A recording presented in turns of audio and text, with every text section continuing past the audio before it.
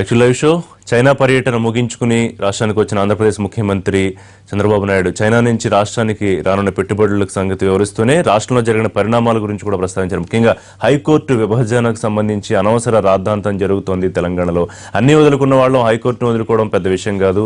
ఎక్కడొకటి పెట్టాలంటే 3 నెలల సమయం సరిపోతుంది. కాకపోతే రాజధాని నిర్మాణం జరుగుతోంది, అందులో భాగంగా హైకోర్టు నిర్మాణం కూడా జరగాల్సి ఉంది అని, అలాగే కేంద్ర మంత్రులు కూడా తెలంగాణ ఒత్తిడికి లొంగొద్దు అని కూడా విజ్ఞప్తి చేసినట్టుగా వార్తలు వస్తూ ఉన్నాయి. ఇంకా అనేక అంశాలు ఆయన కేంద్రం నుంచి రాష్ట్రానికి రావాల్సిన అంశాల గురించి కూడా ప్రస్తావించారు. మరోవైపు హైకోర్టు ఎట్టి పరిస్థితులను విభజించాల్సిందే అని ఇటువైపు తెలంగాణ రాష్ట్రంలో ఆందోళనలు, ధర్నాలు ఉధృతం అవుతున్నాయి. ప్రజా సంఘాలు, రాజకీయ పార్టీలు కూడా మద్దతు ఇస్తున్నాయి. ప్రొఫెసర్ కోదండరాం కూడా మద్దతు ఇచ్చారు. అయితే తక్షణం విధుల్లోకి చేరకపోతే ప్రత్యామ్నాయ మార్గాలు అన్వేషించాల్సి ఉంటుందని హైకోర్టు మరొకసారి న్యాయాధికారులకు, ఉద్యోగులకు అవకాశం ఇచ్చింది. ఒక రకంగా హెచ్చరిక అనుకోవచ్చు దీన్ని. ఈ అంశాలకు సంబంధించి వాళ్ళు మనం మాట్లాడదాం. మనతో లైవ్ షోలో జాయిన్ అవుతున్నారు శ్రీధర్ రెడ్డి గారు, తెలంగాణ బీజేపీ అధికార ప్రతినిధి, పార్టీ ముఖ్య నేత.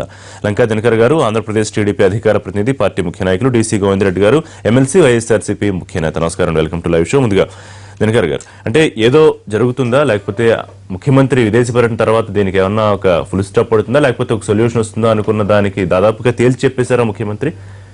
అసలు అనవసర రాద్ధాంతం జరుగుతోంది అని. అనవసర రాద్ధాంతం ఇప్పుడు ఇక్కడ ఎక్కడైతే పార్ట్ 4 ఏపీ రీఆర్గనైజేషన్ యాక్ట్లో సెక్షన్ 30 ఉందో దానిలో నిబంధనలు చాలా స్పష్టంగా ఉన్నాయి. ఏ విధమైన ప్రక్రియ జరగాలన్నా ఆ నిబంధన యొక్క అమెండ్మెంట్, ఆ నిబంధనని అమెండ్మెంట్ చేస్తే కానీ నెక్స్ట్కి వెళ్ళలేని పరిస్థితి. కాకుంటే ఇక్కడ ఒక విషయాన్ని గమనించుకోవాలి. 10 సంవత్సరాలు కామన్ క్యాపిటల్ చెప్పినప్పటికీ కూడా కార్యక్రమాలు మన ప్రాంతంలో మనం చేసుకోవాలనే ఉద్దేశంలో దశల వారీగా ఒక్కొక్క హెచ్ఓడీస్ కానీ, అలాగే సచివాలయాన్ని కానీ అన్ని కూడా తరలించుకునేటటువంటి ప్రక్రియ మనం చూస్తూనే ఉన్నాం. పాలన మొదలుపెట్టారు. పాలన అక్కడి నుంచి ఇది కావాలనే ఉద్దేశంతో ప్రక్రియ మొదలైంది, దశల వారీగా ఇదవుతుంది.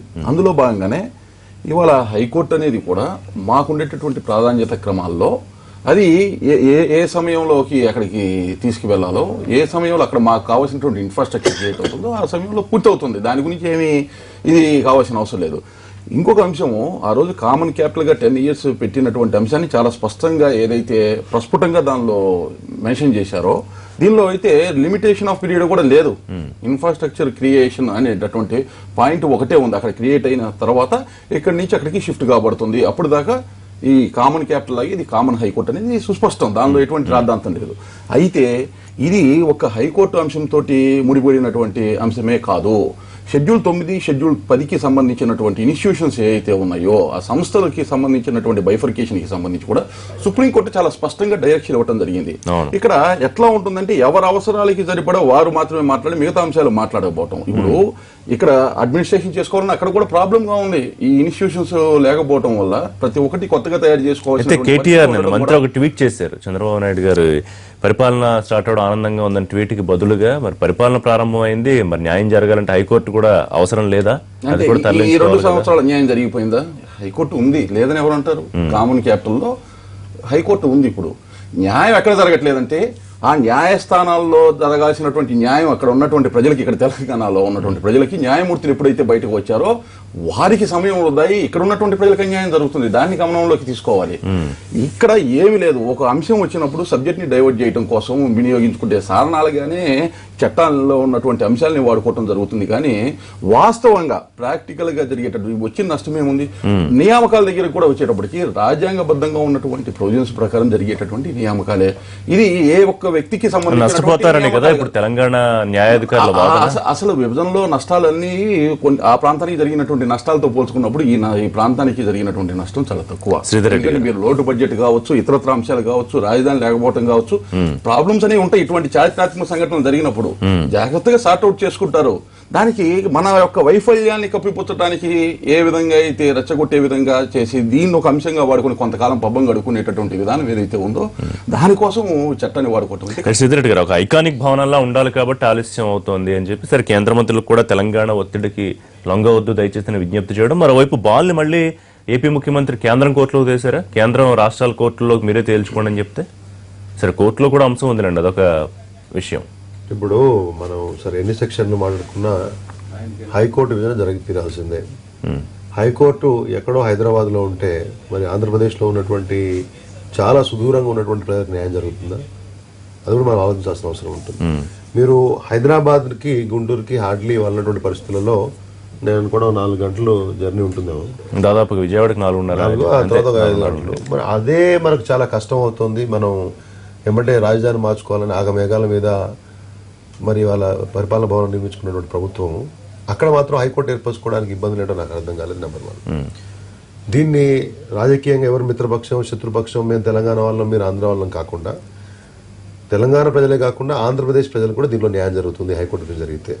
శ్రీకాకుళంలో, విజయనగరంలో, లేకపోతే అక్కడెక్కడో అనంతపూర్లో ఉన్న వాళ్ళకి, కదిరి ఉన్న వాళ్ళకి హైదరాబాద్ రావడం కంటే అడిగిపోవడమే బహుశా ఎక్కువగా మంచుకుంటుందేమో. ఇదొకటి. ఈ రెండోది ఏంటంటే ఇది భవనాలు లేకపోతే భవనాలు విభజించుకోవడం కాదు హైకోర్టు విభజన అంటే. ఇంతకుముందు వారు అన్నట్లు ఇక్కడ జరుగుతున్నటువంటి ఉద్యమం ఏంటి, పోరాటం ఏంటి, న్యాయవాదుల తరపు నుంచి. నేను తెలంగాణ వాదిగా, తెలంగాణ వాడిగా ఇక్కడ తెలంగాణ న్యాయవాదులు న్యాయమూర్తులు చేస్తున్నటువంటి పోరాటం ఏంటంటే స్థానికత నేపథ్యం కాకుండా మళ్ళీ ఆంధ్ర ప్రాంతం నుంచి వచ్చిన వాళ్ళే పూర్తి స్థాయిగా జడ్జిలు తయారైతే వచ్చే 30-40 ఇదే సమయంలో ఇంకో వాదన కూడా వినిపిస్తుంది శ్రీధర్ రెడ్డి గారు, అసలు న్యాయానికి ప్రాంతీయత ఏమిటి అని చెప్పి. ఇప్పుడు అట్లంటే దేనికి ప్రాంతీయత లేదు? ఇప్పుడు అమెరికాలో పోయి మన వాళ్ళు ఉద్యోగం చేయట్లేదా? That is what. అది కాదు. కాబట్టి విషయం ఏంటంటే ఇక్కడ ఉన్నటువంటి గత 60 సంవత్సరాల అనుభవము, పాలనాపరమైనటువంటి న్యాయపరమైనటువంటి తెలంగాణ న్యాయవాదులకు న్యాయమూర్తులకు, మన తెలంగాణ ప్రాంతానికి చెందినటువంటి ఒక న్యాయమూర్తి ఒక హైకోర్టుకు చీఫ్ జస్టిస్ ఉన్నటువంటి ఆయన సుప్రీంకోర్టు న్యాయమూర్తి కాకుండా జరిగినటువంటి ప్రయత్నాలను మనం ఎవరన్నా ఆఫ్ ద రికార్డ్ మాడుకుంటే మీరు బాధేస్తుంది. ఆ రకంగా అన్ని రంగాల్లో అన్యాయం జరిగింది, వెనకబడితనం ఉంది కాబట్టి కదా పోరాటం జరిగింది. కాబట్టి ఇప్పుడు హైకోర్టు విషయంలో మళ్ళీ కొత్తగా ప్రాంతీయ ఆపాదించబడడం ఇది కాదు. కాకపోతే ఇక్కడ గమనార్హమైన విషయం ఏంటంటే ఇక్కడ తెలంగాణ ప్రభుత్వము, ఆంధ్రప్రదేశ్ ప్రభుత్వము, అక్కడ ఉన్నటువంటి పార్టీలు చేస్తున్నటువంటి వ్యవహార శైలి. ఇక్కడ తెలంగాణ ప్రభుత్వం ఏమో ఇది భారతీయ జనతా పార్టీయో లేకపోతే కేంద్ర ప్రభుత్వం కావాల్సుకొని డిలే చేస్తున్న అంశంగా చూపించడానికి మేము వ్యతిరేకిస్తా ఉన్నాం. ఎందుకంటే వాళ్ళు అందరం కలిసి ముఖ్యమంత్రి కూడా లేకపోతే తెలంగాణ ముఖ్యమంత్రి కూడా అదే రకంగా మాట్లాడారు, మేము లేకపోతే తెలంగాణ ఏర్పడేది కాదు. ఆ విషయం తెలిసి కూడా ఏంటంటే ఇది హైకోర్టు విజన్ ఎందుకు ఆపుతామండి? ఆడ సాంకేతికంగా ఇంతకుముందు రీఆర్గనైజేషన్ యాక్ట్ గురించి వారు చెప్పారు. ఇక్కడ పాలకుల యొక్క ప్రగాఢమైనటువంటి విశ్వాసం ఏంటంటే ఈ రీఆర్గనైజేషన్ యాక్ట్ ఎవరు కూడా ప్రజలు పూర్తి స్థాయిలో చదవలేరు, మేము ఏది చెప్తే అది జనాలు నమ్మేటువంటి పరిస్థితి అని చెప్పేసి. వాస్తవానికి కేంద్రం యొక్క ప్రాతినిధ్యం ఎంత ఉంటుంది, కేంద్రం యొక్క ప్రమేయం పరిమితులు ఏంటనేది సదానంద గౌడ్ గారు చెప్పారు. ఇవాళ ఆంధ్రప్రదేశ్ ప్రభుత్వము హైకోర్టు కోసం ఇన్ఫ్రాస్ట్రక్చర్ ఇవ్వగలిగితే సుప్రీంకోర్టు చీఫ్ జస్టిస్, ఇక్కడ చీఫ్ జస్టిస్, గవర్నర్ గారు, 2 రాష్ట్రాల ముఖ్యమంత్రులు కూర్చొని చేయాలా. వీళ్ళిద్దరూ కలిసి భాయిచారా అంటే భ్రాతృత్వం, సోదరభావం, లేకపోతే యాగాలు, యజ్ఞాలు, స్వీట్లు పంచుకున్న తర్వాత హైకోర్టు విషయం ఎక్కడ మాట్లాడలేదు. 2 సంవత్సరాల్లో ఇద్దరు ముఖ్యమంత్రులు కలిసినప్పుడు ఇది ముఖ్యమైన అంశం అని మీరు అనుకున్నారు. కేసీఆర్ గారు కూడా ఈ నియామకాలు జరిగేటప్పుడు మాట్లాడలేదు. పోనీ మరి వైద్యులకు సంబంధించిన నియామకాలు జరిగాయి కదా, అక్కడ మాట్లాడలేదు. నేను చెప్తున్నాను తెలంగాణకు సంబంధించినటువంటి బ్యాడ్మింటన్ సంఘానికి ఆంధ్రాకు సంబంధించినటువంటి పుల్లల గోపిచంద్ గారు క్రీడాకు మన ముఖ్యమైన ఏమంటారు దాన్ని ప్రధాన కార్యదర్శిగా ఉంటారు, కేటీఆర్ గారు దానికి అధ్యక్షుడిగా ఉంటారు. మిగతా విషయాల్లో మాత్రం తెలంగాణకు అన్యాయం జరిగింది. నేను ఏమంటున్నాంటే విషయం మాట్లాడుకుంటే అన్ని రకాల ఒకటేలాగా ఉండాలి. నేను చెప్పేది ఏంటంటే ఒకటే, భారతీయ జనతా పార్టీని కానీ కేంద్ర ప్రభుత్వాన్ని కానీ నిందించే పని మీరు చేస్తే ఖచ్చితంగా నిజం ఎప్పుడు మాట్లాడతాం, ఇంకా అసలు విషయాలు బయటకు వస్తాయి. ఇక్కడ విషయం ఒకటి, lost my point is that 2 రాష్ట్రాల ప్రజలకు న్యాయం జరగాలంటే, సామాన్యులకు న్యాయం జరగాలంటే, నిజంగా కామన్ మ్యాన్కి ఎంత మేరకు హైకోర్టుతో అవసరం ఉంటుందో మీకు మాకు తెలుసు, దీంట్లో ప్రయోజనాలు ఎవరికి ఉన్నాయో కూడా అందరికీ కూడా తెలుసు, బహిరంగ రహస్యం. అయినా 2 రాష్ట్రాలకు న్యాయం జరగాలంటే చంద్రబాబు నాయుడు గారు ఇమ్మీడియట్ గా ఇన్ఫ్రాస్ట్రక్చర్ ఏర్పాటు చేయాల్సిందే, ఇనిషియేషన్ జరగాల్సిందే, అక్కడి నుంచి దాదాపు అంటే వారి వాయిస్ ప్రకారం చూస్తే ఇప్పుడప్పుడే దీని విషయంలో కంగారు పడాల్సిన అవసరం లేదన్న విధంగానే. కంగారు లేకపోతే ఇక్కడ ఎంత ఉద్యోగం జరిగితే అంత ఇక్కడ న్యాయం, అక్కడ జరిగితే వారికి న్యాయం కదా. గోవింద్ రెడ్డి గారు మీకు అనిపిస్తుంది? సార్, ఇప్పుడు ఆంధ్రప్రదేశ్ ప్రభుత్వము వీలైనంత వరకు తొందరగా ఇక్కడ నుంచి అక్కడికి ఉద్యోగులను కానీ మిగతా వాళ్ళను కానీ తరలించేటువంటి కార్యక్రమం చేస్తా ఉంది. నిజానికి ప్రభుత్వం మీద విమర్శలు కూడా వస్తా ఉన్నాయి, అక్కడ సరైన ఇన్ఫ్రాస్ట్రక్చర్ లేదు, అక్కడ బిల్డింగ్లు మీరు ఎక్కడ కూర్చుంటామని చెప్పి. కొంతమంది ఉద్యోగులు అయితే అక్కడికి వెళ్ళి కూడా మళ్ళీ ఇక్కడికే వచ్చి మీరు హైదరాబాద్ లోనే ఉండి పనులు జరపమని చెప్పి అనేటువంటి పరిస్థితి ఏర్పడింది. కొంతమంది వచ్చినారని కూడా పత్రికల్లో వచ్చింది. ఏదేమైనా కూడా అంటే పరిస్థితి ఇంకా అంటే మెరుగుపడాల్సినటువంటి అవసరం ఉంది. కేంద్రం కూడా 10 సంవత్సరాలు ఇక్కడ ఉండి మీరు చేసుకోమన్నారు. అయితే ప్రజలకు దగ్గరగా ఉండాలి అనేటువంటి ముఖ్యమంత్రి గారి ఉద్దేశంతో మేము కూడా ఏకీభవిస్తున్నాం. వీలైనంత వరకు కూడా పరిపాలన దగ్గరగా ఉండాలి, చెయ్యాలి అని చెప్పి. అందువల్ల ఇప్పుడు ఒక హైకోర్టు విషయంలో అటు తెలంగాణ ప్రభుత్వం కానీ ఇక్కడ ఉండేటువంటి ప్రజలు కానీ అనవసరమైనటువంటి రాద్ధాంతం చేస్తున్నారు. ఎందుకంటే హైకోర్టు ఇద్దరికి సంబంధించినటువంటి అనేకమైనటువంటి కీలక అంశాల్లో కూడా ఏదైనా కొన్ని ఇబ్బందులు వస్తాయి. అందరికీ తెలిసిందే, పెద్దగా ఎవరు పట్టించుకోకపోయేవాళ్ళు హైకోర్టు విభజన గురించి. కానీ ఎప్పుడైతే ప్రాథమిక కేటాయింపులు ప్రారంభమయ్యాయో ఆ ఎలక్యూషన్స్ లో దాదాపుగా మళ్ళీ ఆంధ్రప్రదేశ్ ప్రాంతానికి చెందిన న్యాయాధికారులే ఇక్కడ సార్ ఇప్పుడు 40-50 మంది అక్కడోళ్ళో ఇక్కడోళ్ళో ఉన్నంత మాత్రాన ఇప్పుడు ఎవరైనా జడ్జిమెంట్స్ ఇవ్వాల్సిందే. ఏదన్నా అట్లా ఇబ్బంది ఉందనుకోండి, ఇప్పుడు అది కొంతమందికి మాత్రమే ప్రమోషన్లకో మిగతా వాటికో ఇబ్బంది కలిగేటువంటి అంశము. ఆ అంశాన్ని ఏదైనా ఉన్నప్పుడు గవర్నర్ గారి దగ్గర తీసుకెళ్లి అదేదైనా ఉంటే పరిష్కరించుకోవాలి. ఒక 50 మంది న్యాయాధికారులు కొన్ని జిల్లాల్లో ఆంధ్ర వాళ్ళు ఉన్నంత మాత్రాన అదేదో పెద్ద అన్యాయం జరిగిపోతుంది అని చెప్పి దాన్ని అలా ఫీల్ అవట్లేదు కదా దినకర్ గారు. తెలంగాణ సమాజం అలా ఫీల్ అవట్లేదు. శ్రీధర్ రెడ్డి గారు చెప్పినట్టు కూడా అసలు ఈ సమాజం ఆ సమాజం అనే కంపోజిషన్ లోతుకెళ్తే చాలా అంశాలు వస్తాయి. ఇప్పుడు అక్కడి నుంచి వచ్చి ఇక్కడ మమేకమైనటువంటి ప్రజలు తెలంగాణలో 80 లక్షల మంది దాకా ఉన్నారు కదా, దాదాపు 15-20% మంది జనాభా. మరి ఆ కంపోజిషన్ ప్రకారం చూసుకున్నా తక్కువే ఉంది. ఆ వాదనలోకి తీసుకొస్తే అది కరెక్ట్ కాదు. న్యాయమూర్తుల అపాయింట్మెంట్ కి సంబంధించి ఇటువంటి వాదనలు తేవటం కరెక్ట్ కాదు. మన వైఫల్యాలని పక్కదోవ పట్టించడానికి భావోద్వేగాలను రెచ్చగొట్టి మిగతా వాళ్ళని అటెన్షన్ లో తెచ్చుకోవటం కరెక్ట్ కాదు. ఇంకొక అంశం, అవ్వలేదండి మాట్లాడచ్చు. ఇక్కడ మా హక్కు అండి, రాజ్యాంగపరమైనటువంటి హక్కు. 10 సంవత్సరాల వరకు మాకున్నటువంటి కామన్ క్యాపిటల్ అనేది కూడా ఇప్పుడు మేము అక్కడ సెక్రటరియట్ అది కట్టుకున్నాం, కానీ అన్ని శాఖలను ఒకేసారి తీసుకెళ్లేటటువంటి పరిస్థితి కూడా ఇన్ఫ్రాస్ట్రక్చర్ లేదు. కాబట్టి కొన్నింటిని మేము అప్పుడు దాకా మా వెసులుబాటుని మేము వాడుకునేటటువంటి అవకాశం ఇప్పటికి కూడా ఉంది.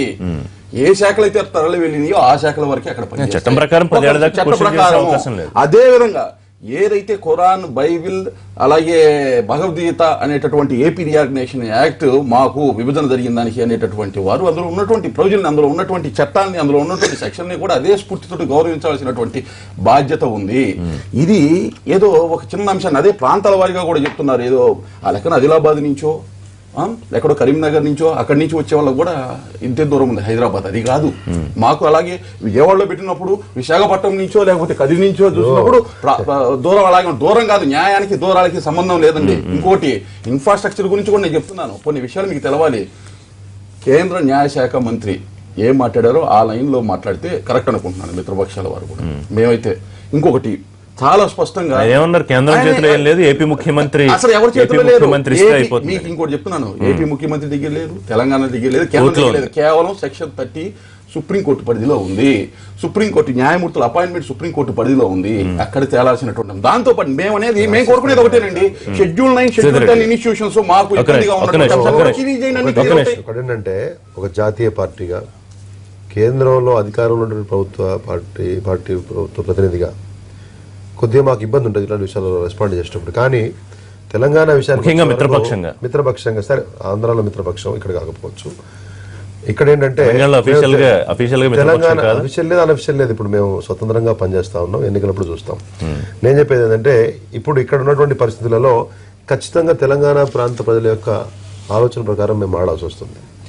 కొంత మేరకు కొన్ని విషయాలను ట్విస్ట్ చేసి ఇదే విషయంలో ఏపీసీఎం ఏమన్నారంటే ఇంకా 80 లక్షల మంది రాష్ట్రం అడిగారు, రాష్ట్రం వచ్చింది, ఇంకా ఎమోషన్స్ సెంటిమెంట్లు రెచ్చగొట్టే ప్రయత్నం చేస్తున్నారని కూడా మాట్లాడారు. కానీ ఆ విషయంలో ఇద్దరికి లాభం ఉందనే విషయం వారికి కూడా తెలుసు.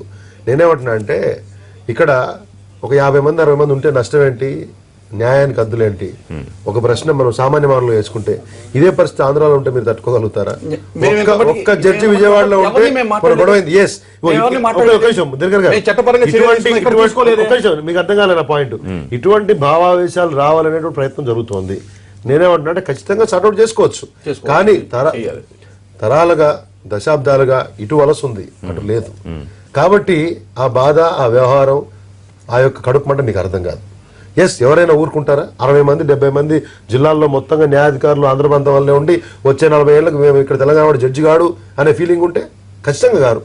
మీరు ఇవాళ తెలుగు వాళ్ళు ఉన్నాము, సుప్రీంకోర్టులో జడ్జిలుగా ఉన్నారని చెప్పేసి మనం చాలా వాళ్ళు కప్పే వాళ్ళందరూ ఒకటే ప్రాంతం అయినప్పుడు ఖచ్చితంగా వేరే వాళ్ళకి కడుపుమంట ఉండదని మీరు అనుకుంటే ఇవాళ ప్రాంతీయ ఉద్యమాలు, ఉపప్రాంతీయ ఉద్యమాలు, మళ్ళీ ఇవాళ తెలంగాణలో జిల్లాలు విభజన చేస్తా ఉన్నప్పుడు జనగామకి పక్కనే గొడవలు అవుతా ఉన్నాయి.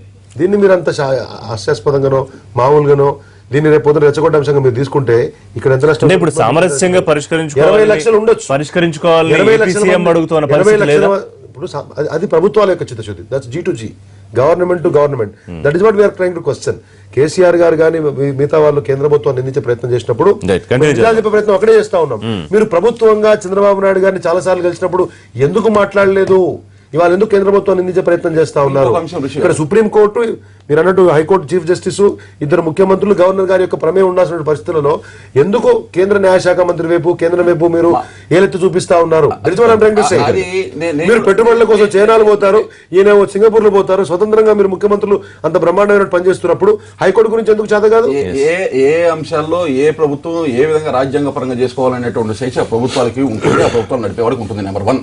నెంబర్ 2, ఇంకొకటి కూడా మీరందరూ కూడా గమనంలోకి తీసుకోవాల్సినటువంటి అంశము, హైకోర్టుకి సంబంధించినటువంటి ఇన్ఫ్రాస్ట్రక్చర్ కి క్రియేట్ చేసుకోవడానికి ఒక కమిటీ ఏదైతే ఉందో సుప్రీంకోర్టు ఆధ్వర్యంలో, న్యాయశాఖ ఆధ్వర్యంలో ఆంధ్రప్రదేశ్ కి వచ్చింది. ప్లేస్ చూడటం కూడా జరుగుతుంది, ఆ ప్రాసెస్ అది జరుగుతుంది.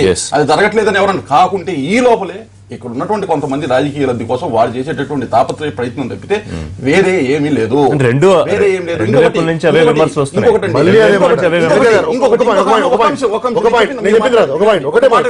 ఐఏఎస్ అందరూ కూడా తెలంగాణ నుంచి ఉన్న వాళ్ళే ఉన్నారా? ఇక్కడ వాళ్ళని ఏ విధంగా ఆహ్వానిస్తున్నారు? దేశంలో ఉన్నటువంటి వివిధ ప్రాంతాలకు సంబంధించినటువంటి ఐఏఎస్లు వస్తారు. దాని దగ్గర లేని ఇబ్బంది ఇక్కడ కేవలం తెలుగు వాళ్ళ మధ్య వచ్చినటువంటి ఇబ్బంది ఏంటిది అంటే జనకర్ గారు ఒక విషయం, ఇక్కడ వాళ్ళు నేషనల్ సర్వీసెస్ వేరండి, ఆల్ ఇండియా సర్వీసెస్ వేరు, రాష్ట్ర స్థాయి న్యాయాధికారులు కదా, వీళ్ళ విషయం వేరు. మీకు తెలుసు అది ముఖ్యమంత్రుల యొక్క అంగీకారంతో వాళ్ళ యొక్క ప్రమేయంతో కూడా కొంత మేరకు ఇండిపెండెంట్ అయినా కానీ, హైకోర్టు ఇండిపెండెన్స్ దాంట్లో ఉన్నా కానీ ఈ నియామకాలు వేరు. ఇక్కడ 2 బిల్డింగ్ల విభజన కాదు. It is not about the infrastructure, it is about, దాన్ని మీరు తప్పుదారి పట్టించదు. It is about the appointment of the officers. రాజ్యాంగపరంగా ఉన్నటువంటి రైట్ ని కాల రాసేటటువంటి ప్రయత్నం జరుగుతుంది. చిన్న బ్రేక్ తీసుకుందామండి. బ్రేక్ తర్వాత రాజధాని నిర్మాణం కోసం కేంద్రం కేవలం ఇస్తానంటూ డబ్బులు అండర్ కేబుల్ వైర్ లేయడానికి కూడా సరిపోవని ఏపీ ముఖ్యమంత్రి వ్యాఖ్యానించారు. ఈ అంశం మీద బ్రేక్ తర్వాత చర్చలోకి వెళ్దాం. స్టేజ్